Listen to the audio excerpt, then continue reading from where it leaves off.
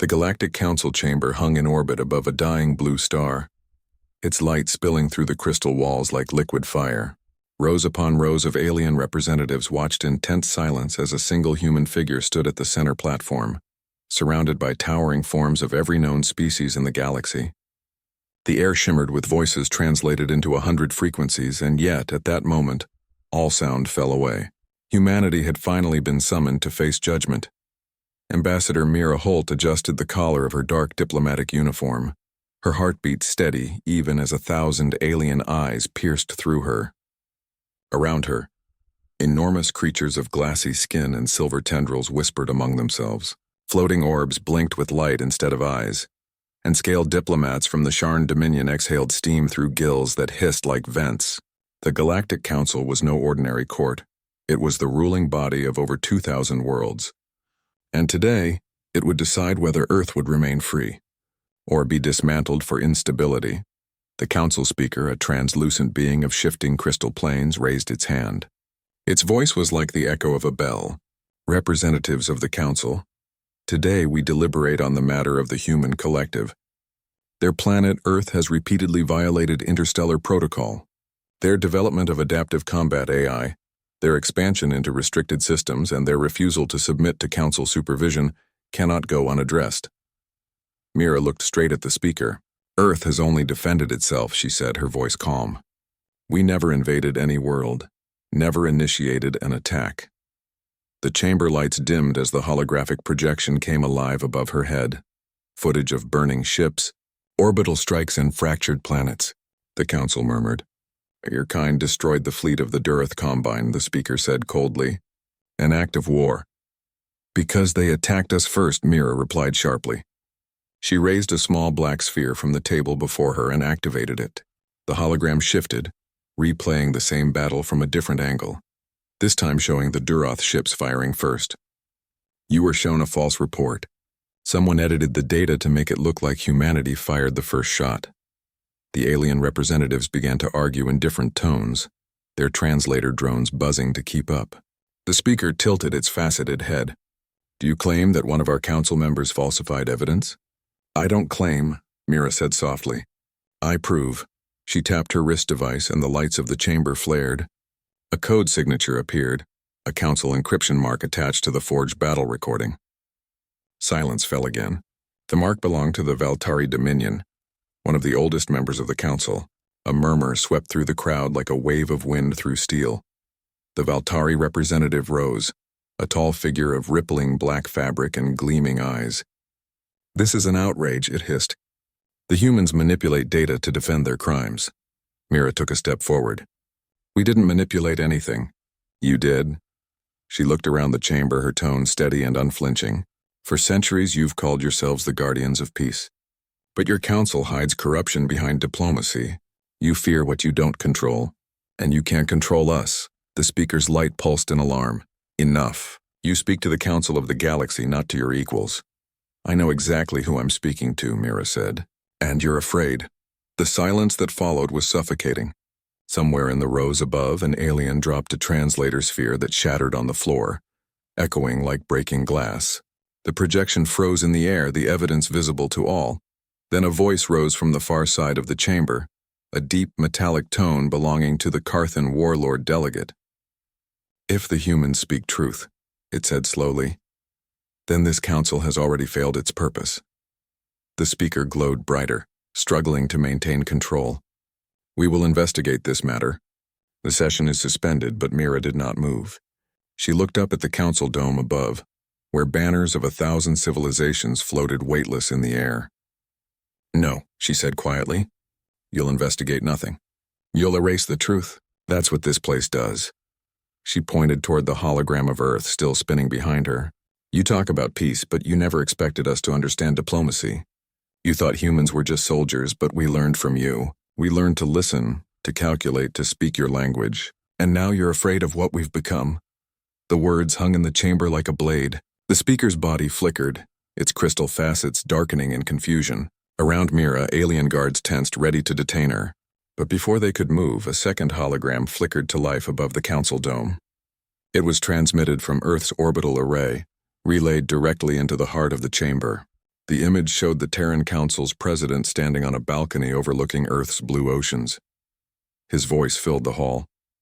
"To the Galactic Council," he said, "we extend an open challenge. Investigate us fully. Examine our archives, our transmissions, our history. We have nothing to hide. But if even one human colony is attacked again, we will no longer plead for peace. We will respond as equals." Gasps rippled through the assembly. The message ended and all eyes returned to Mira. She stood there, calm as a blade of steel. "You wanted humanity to kneel," she said. "But we stand." Security drones hummed around her, but the speaker did not order her arrest. Instead, it stared at her for a long, unbroken moment. Then it spoke softly, as if to itself. "You are dangerous." "No," Mira said. "We're just human." The council chamber remained silent for several long seconds before the lights dimmed again. The session ended with no verdict. Humanity was neither punished nor absolved. The council had seen something they did not expect. Intelligence that didn't come from technology or power, but from human will. Later that night, Mira stood alone on the balcony of her ship as it drifted away from the council station.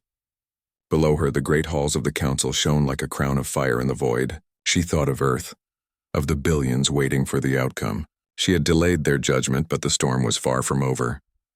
Her second officer's voice came through the comm. "Ambassador, Earth Command wants your report. They're saying you caused an uproar." "I know," she said, watching the light fade behind her. "Good, it means they're listening. Do you think they'll attack?" Mira took a slow breath. "Not yet. But the moment one of them feels cornered, they'll make a move. And when they do, we'll be ready." The stars reflected in her eyes, sharp and distant. Somewhere far behind, in the endless void, the council's decision lingered unfinished. And yet, even without a verdict, something irreversible had happened. For the first time in recorded history, the Galactic Council had hesitated. They had faced humanity. And flinched. As her ship turned toward the blue glow of Earth, Mira closed her eyes. She didn't yet know that this day, the day she stood alone before the Council, would mark the beginning of something far greater. The world would come to know her not as an ambassador, but as a soldier. Not as a diplomat, but as a legend. And somewhere deep in her heart, she already felt it, the weight of destiny pressing quietly against her soul, whispering of wars yet to come and of choices that would shape the fate of the galaxy itself. The Galactic Council chamber trembled with silent tension. Thousands of alien representatives sat in curving tiers of light, their forms glowing, rippling, or breathing through mechanical vents. The air shimmered with the hum of translators. The great dome above displayed a rotating image of Earth, small, blue, and bright among the stars. Humanity stood once again before the most powerful authority in the galaxy. At the center of the chamber stood Commander Lyra Voss, a young human officer chosen to represent Earth's military branch. She was calm, her hands clasped behind her back, her eyes locked on the towering figure of the council speaker, a crystalline being with flickering facets of gold. Behind her, a circle of human envoys watched in silence. Across from them, hundreds of alien species stared, some with curiosity, others with disdain. The speaker's voice rang out like music through metal. "Commander Voss of Earth, your forces have been seen crossing into the neutral system of Veyron. Explain this act of violation before judgment is passed." Lyra's tone was even. "We did not invade. We answered a distress signal." "From whom?" the speaker asked, the sound echoing like chimes through glass. "From your own patrols," Lyra said. She raised her hand, activating a holographic projection. The image filled the air above. The chamber, council patrol ships under attack by unknown vessels, their signal marked as classified. "We arrived to assist them and in doing so destroyed the attackers." The speaker's glow dimmed. "Impossible. That report was sealed. How did you acquire it?" Lyra didn't blink. "We intercepted it in open space. You should check your encryption." Murmurs spread through the crowd. Alien eyes glowed and blinked, translator drones flickering with confusion. The Valkyran delegate, a massive insectoid creature with transparent wings, hissed sharply. "Human deception. You twist data to hide your aggression." "We saved your ships," Lyra said. "You would rather we had let them die." The chamber went quiet. For a long moment, the only sound was the low hum of the council's main reactor deep beneath the floor. The speaker turned toward her. Humanity is reckless. You interfere where you are not invited. You disrupt the balance. Lyra took one step forward, her boots echoing softly. Balance? You mean silence. You've ruled the galaxy for 1,000 years, but your peace is built on fear. You decide who speaks and who stays quiet. That's not balance, that's control.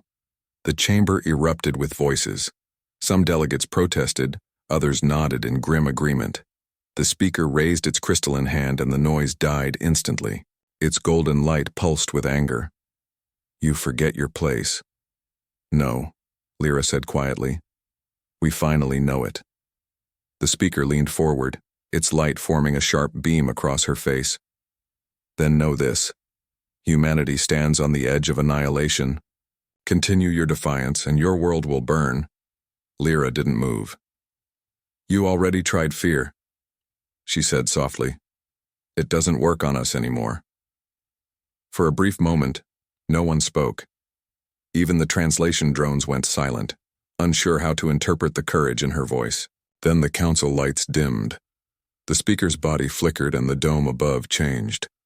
A projection appeared showing the outer colony of Varelia 9 engulfed in flames. The speaker's tone grew colder. This is your doing. You brought war to the edge of the galaxy. Lyra's eyes widened. She recognized the colony. It was a human settlement on the far rim, a place filled with civilians, miners, and engineers. That's not possible, she whispered. The projection zoomed in, alien ships surrounding the colony, cities burning, defenses collapsing. The Valkyran representative hissed again, its wings trembling. Proof of your chaos, it said. We warned the council that humans spread disorder. Lyra clenched her fists. That's not a human attack. Those ships, they're using council designs. The speaker turned toward her. Are you accusing this council of destroying your own colony? I'm saying someone in this chamber gave the order, Lyra said. The chamber burst into chaos again. Voices shouted in 100 languages. Lights flickered across the dome and council guards moved toward the human delegation. But before they could be restrained, Lyra's wrist console glowed. A transmission from her ship, the Argent Dawn, came through. Commander, said a voice through the static. We've confirmed it. The attackers on Varelia 9 are using modified council tech. We've captured one of their ships. The crew is not alien. They're mercenaries, paid with council credits. The speaker froze. Every representative turned toward the central dais. Lyra looked straight into the speaker's golden core. So this is the peace you keep, she said quietly. A peace where you burn colonies to keep the rest obedient. The speaker's form rippled with light, its voice strained and fractured. Enough. Guards, remove her. Lyra's voice rose over the noise. You can silence me, but you can't silence the truth. The lights flickered as her console projected the intercepted data into the air. Financial trails, weapon orders, encrypted council signatures. The evidence was undeniable.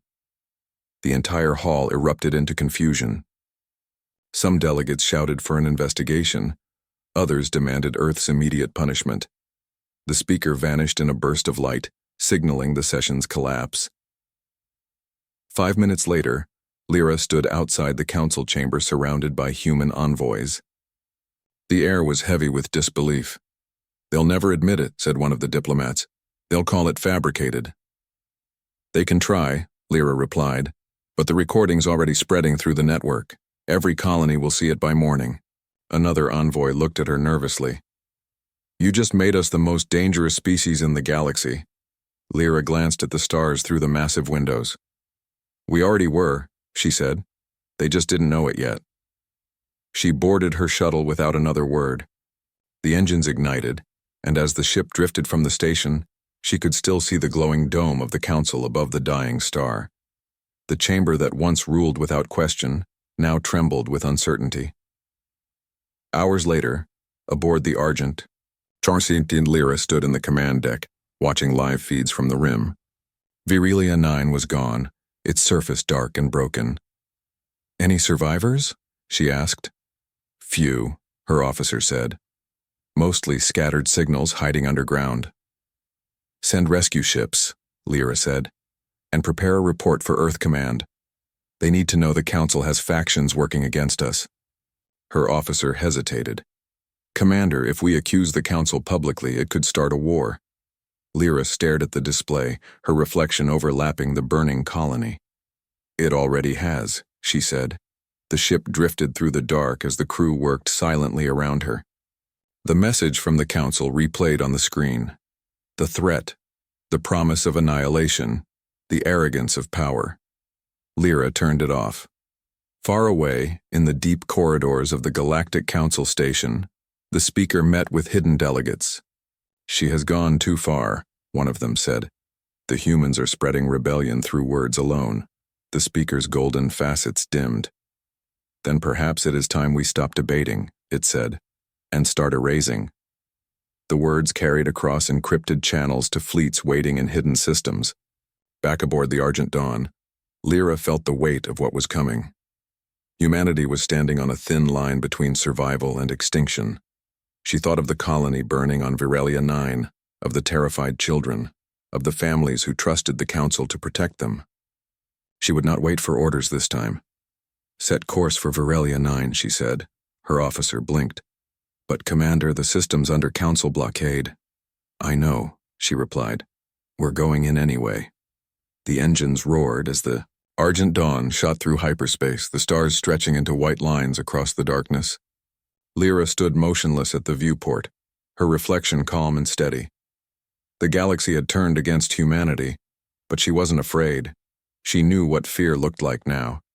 It was written across the faces of every alien in that chamber when a human stood and spoke the truth without trembling. And for the first time in centuries, the Council itself felt it. The quiet, undeniable fear of a species that refused to kneel. The Galactic Council chamber shimmered with cold light. 1,000 alien delegates sat in rising tiers, their faces and bodies so strange that no two were alike. Some translucent, some metallic, others made of liquid or gas contained within glass shells. The ceiling was a living projection of the galaxy itself, every star spinning slowly, every motion observed by the Council that ruled them all. And standing in the very center of that vast hall, surrounded by power and judgment, was a single human, Captain Arlen Drake of Earth, the Council speaker, a being made of overlapping plates of blue crystal, addressed him in a voice that rippled through the air like waves of ice. Captain Drake, the Council has received reports of unauthorized human fleets entering the border systems of Naris Prime. Explain this violation before your species faces sanction. Arlen's dark eyes did not flinch. His uniform was simple, his bearing calm. Around him, the human delegation stood silent, watching as the weight of the galaxy bore down upon their representative. There was no violation, Arlen said. We responded to a call for help. The speaker's light pulsed sharply. A call from whom? Arlen raised his hand and activated a holographic feed. The projection filled the chamber, showing images of a destroyed Naris mining colony. Its atmosphere cracked open, the ground covered in molten metal. The image zoomed in on hundreds of alien civilians waving distress beacons. From them, Arlen said, your own member world asked for aid. No one came. So we did. A low murmur filled the air. The Korath ambassador, a towering creature of segmented limbs, leaned forward. You went without authorization. You entered Council territory armed. To rescue people who were dying, Arlen replied. You call that aggression? The speaker's light dimmed for a moment. You exceeded your right to act. You are a soldier, not a savior. Arlen took a slow step forward. Sometimes being both is the only way to survive. The chamber erupted with murmurs again, alien translators buzzing as each species processed his words. One delegate, a gray-skinned creature whose face was a cluster of shifting eyes, slammed its clawed hand on the table. Humans do not understand restraint. They bring chaos wherever they go. Arlen turned toward it. Maybe, he said quietly, but we also bring hope. Something this Council seems to have forgotten. The speaker's tone grew sharp. Watch your words, human. I've been watching, Arlen said, his voice steady. You've done nothing while border worlds fall to raiders, while your laws protect no one but yourselves. We didn't come here to destroy your order. We came because it's already collapsing. The hologram above them flickered again, now showing footage from the Naris rescue. human ships forming shields over the colony, taking direct hits to protect fleeing transports. The image of Terran vessels burning while alien civilians escaped filled the hall. Some delegates whispered in shock. Others turned away. The speaker's glow faltered for the first time. Why risk your ships for another species? Arlen's answer came without hesitation. Because no one else did. For a long moment, silence filled the chamber. It was the kind of silence that felt heavy, like the air itself had stopped moving. Even the translation drones paused. Then in the far back row, an elder delegate from the Nari system slowly rose. Its pale green form bowed toward Arlen. The humans speak truth, it said. Our colony would have died without them. Whispers broke out again. The speaker raised a crystalline hand, but the sound could not be contained. The council's order, its centuries of authority, was beginning to crack. Arlen looked around, scanning the faces of the aliens who once viewed humanity as a primitive newcomer. You see us as unpredictable, he said. You call us reckless. Maybe you're right. But we act. We don't wait for permission to do what's right. The speaker finally raised its voice, cutting through the noise like a blade. Enough, this hearing is concluded. Humanity's actions will be reviewed. Until then, you are forbidden from entering any council system without approval. Arlen bowed slightly. Then we'll stay in our space, he said. But remember, next time someone calls for help, don't expect us to ignore it. He turned and walked from the chamber as the delegates broke into shouting, their voices echoing through the great hall. The speaker remained still, its light flickering in uncertainty. Hours later, aboard the Terran ship Eclipse, Arlen stood by the viewing window as the council's colossal station drifted behind him. The stars ahead seemed endless, cold and bright. His second officer, Lieutenant Hale, approached quietly. They're furious, sir, he said. You embarrassed them in front of the entire galaxy. Good, Arlen said. Maybe now they'll remember what justice looks like. Hale hesitated. They could retaliate. Sanctions, trade bans, even military pressure. Arlen turned toward him. Then we'll adapt. That's what humans do best. As the Eclipse left orbit, a soft alert chimed. An incoming message appeared on the screen, encrypted and unsigned. Arlen opened it. The hologram revealed a symbol of the Galactic Council, but beneath it flashed an unknown insignia, one he didn't recognize. A distorted voice spoke through the static. Captain Drake, you've made enemies you can't see. There are forces within the Council that want your species contained. Leave the border worlds or your next rescue will become your last. The transmission ended abruptly. Hale stared at him. Should we trace it? No, Arlen said. They wanted us to hear it. Let them know we're not afraid. The ship continued its quiet journey through the void, but deep within the Council, meetings began behind sealed doors. Alien leaders debated in whispers. Some feared humanity's rise. Others saw opportunity. And one group, hidden in the shadows of bureaucracy, began planning to use the chaos to reshape the galaxy. Meanwhile, Arlen and his crew returned to Earth orbit. The planet below glowed blue and alive, a symbol of defiance and resilience. At the Terran Command Complex, leaders from across human space gathered to discuss the Council's threats. We're on their watch list now, said Admiral Kerr. They'll test us, maybe through proxies. We can't afford another surprise. Arlen leaned forward. Then we stay ready. Every colony, every outpost, we prepare for anything. What if they call for another hearing? Someone asked. Arlen gave a faint smile. Then we give them a reason to listen this time. That night, as the stars drifted silently outside his window, Arlen couldn't sleep. He thought of the alien faces in that grand hall, of the way they had looked when the truth struck them. The Council wasn't invincible. It was afraid. Afraid of change. Afraid of humanity's refusal to obey. He closed his eyes and whispered to the quiet darkness. They wanted us to know our place, he said.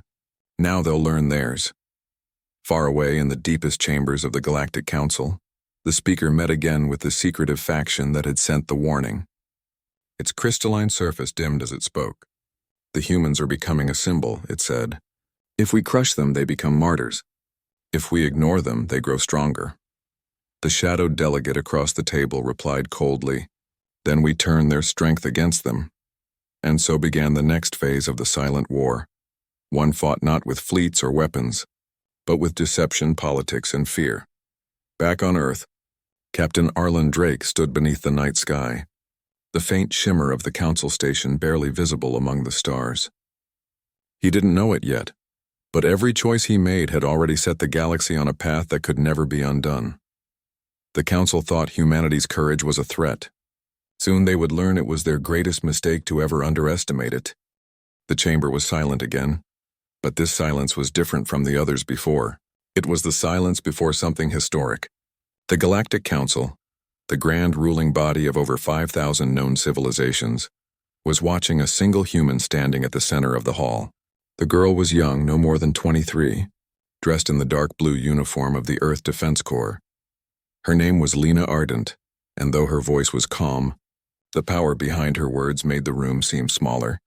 The alien representatives whispered among themselves. Some of them clicked, hissed, or vibrated their membranes in disbelief.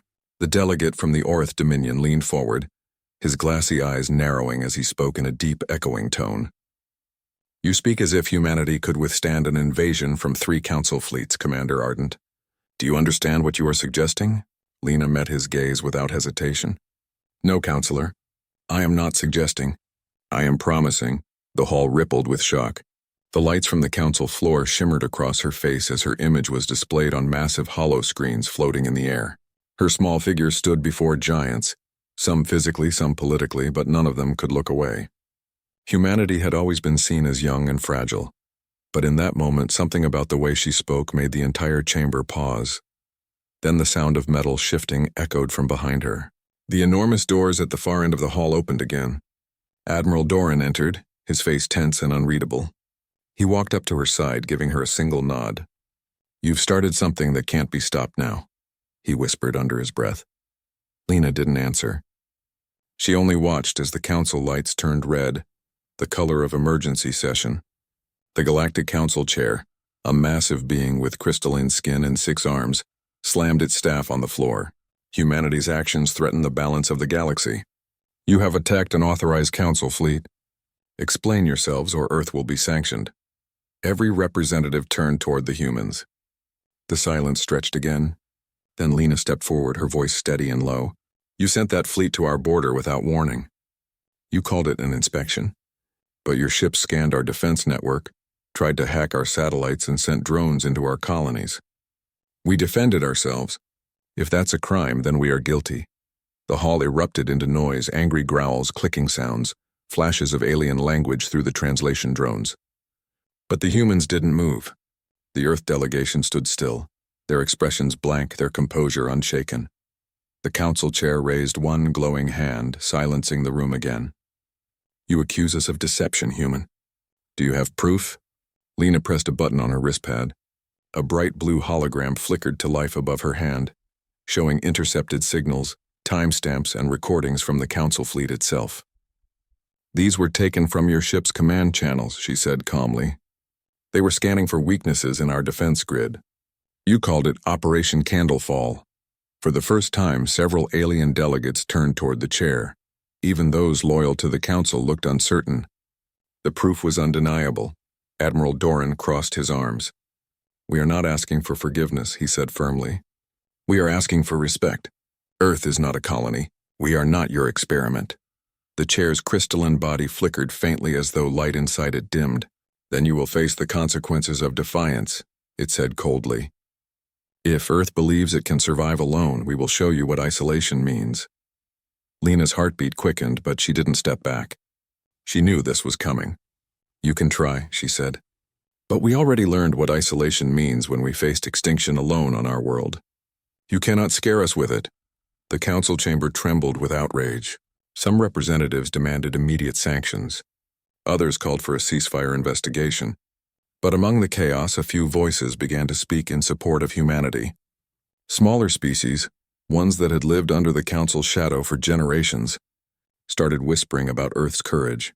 In one corner, a slender insectoid delegate whispered to its neighbor, "They are reckless, but maybe they are what the galaxy needs." Outside the chamber, fleets were already moving. The council's armada prepared for a demonstration of power, while Earth's Defense Command raised its shields, mobilizing ships built in silence under the oceans and deserts.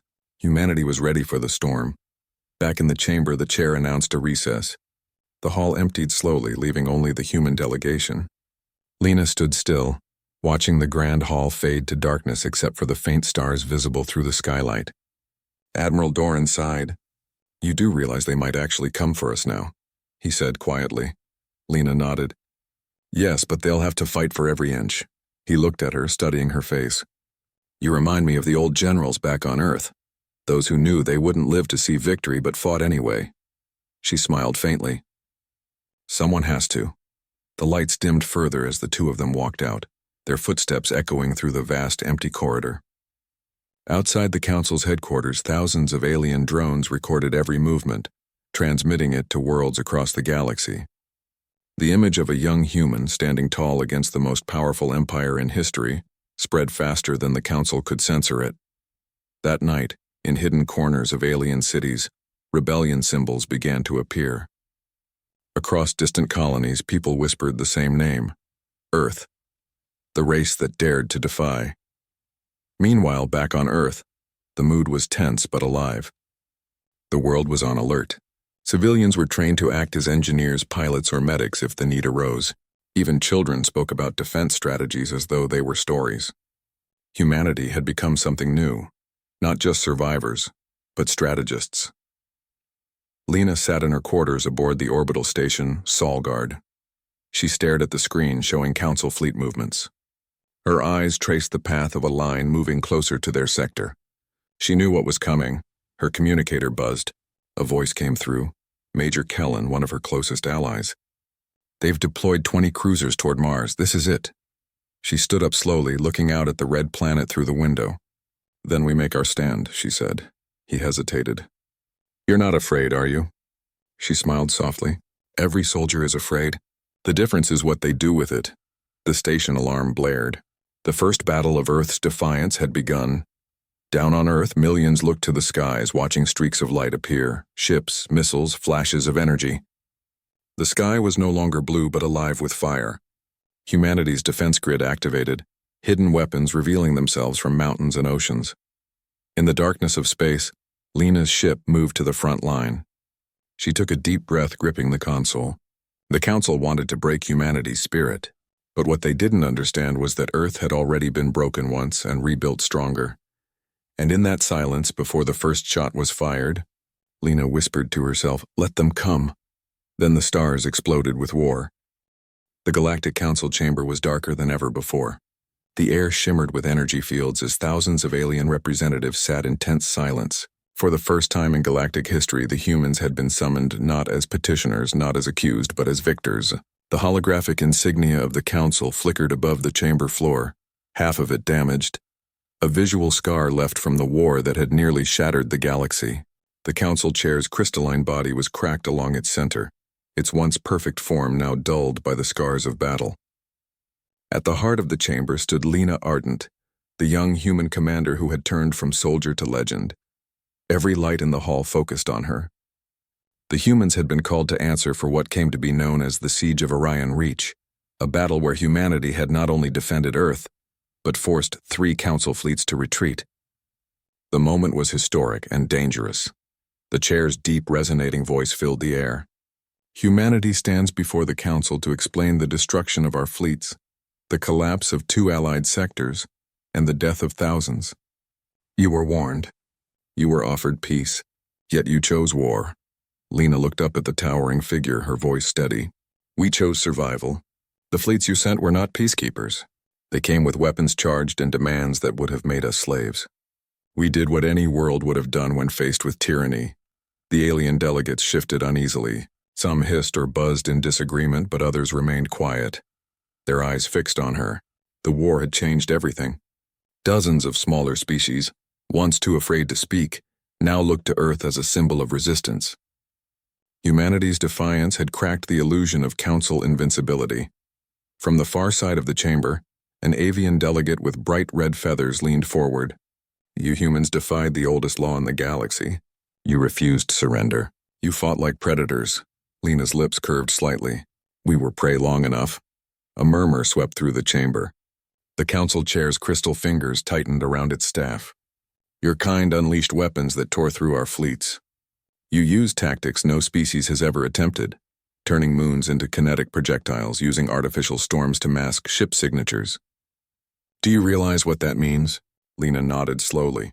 Yes, it means we adapted. You underestimated us because you saw our size, not our spirit.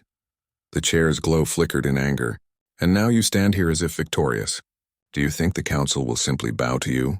Lena took one step forward, her shadow stretching across the marble floor. We don't want anyone to bow. We only want to stand on equal ground. You called us primitive once. Now you call us dangerous. Maybe we're both, but we earned our place in this chamber. The silence that followed was sharp. Even the translators seemed to hesitate, their drones hovering still above the delegates. From behind Lena, Admiral Doran entered, his uniform bearing the marks of battle. His voice cut through the tension. When the Council's fleets reached Mars orbit, we warned you that Earth would not yield. We showed you restraint even when we could have ended the conflict entirely. But you kept coming, so we showed you what survival looks like when a species is cornered. He walked beside Lena and faced the Council. You think we fight because we love war. You're wrong. We fight because we love our home. The chair's crystalline body glowed brighter. And what of the colonies that burned? The ships you destroyed? The countless lives, Lena interrupted, her tone fierce. Count the human lives first. The billions who almost died when your fleet's first shot hit our outpost. You made us your example. We became one. A deep vibration echoed through the hall, disbelief, anger, admiration, all blending into one chaotic wave. The humans had turned the chamber upside down just by standing there without fear. Then something unexpected happened. One of the Council's senior members, an ancient reptilian being known for its cold precision, stood. Its scales shimmered silver as it spoke. Perhaps the humans are right. We called them primitive, yet they fight with unity we have not seen in centuries. They built from ashes what we built from conquest. Maybe they are not our threat, but our mirror. The room froze. The chair turned sharply. Counselor Vrak, I dare to see what you refuse, the reptilian said. Look at them. They faced annihilation and did not break. They adapted faster than any species recorded. If we continue this war, we will only destroy ourselves.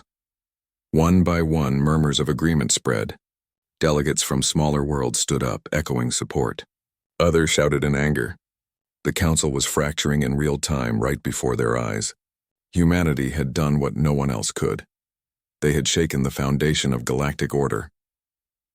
Lena stepped back, her expression unreadable. She hadn't come here for revenge. She wanted to end the cycle before it consumed everyone. You can choose peace, she said. Or you can keep trying to crush us. But remember this, humans learn from every wound. Every loss makes us stronger. Every attempt to silence us teaches us how to speak louder. Her words echoed in the vast chamber. Even the chair said nothing.